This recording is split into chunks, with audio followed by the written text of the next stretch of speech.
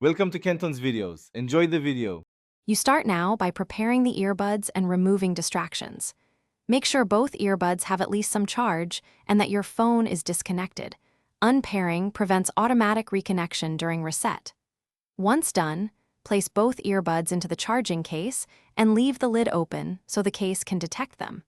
You do this to ensure the earbuds enter a stable state for the reset sequence. This avoids partial resets or interrupted firmware processes that cause persistent issues. Now perform the actual reset step. Press and hold the case button or both earbud touch controls depending on your model, holding for about 10 to 20 seconds. You want a deliberate, steady press. During this time, watch the LED pattern. Flashing amber then white usually indicates the factory reset command registered. Once the light pattern appears, release and close the lid for 30 seconds. This finalizes the internal state and clears pairing records, so the buds return to out-of-box behavior. Finish by repairing. Reopen the case, enable Bluetooth on your device, and select the Bose Quietcomfort Earbuds from the list. If pairing fails, make sure to power cycle your phone and repeat the reset sequence.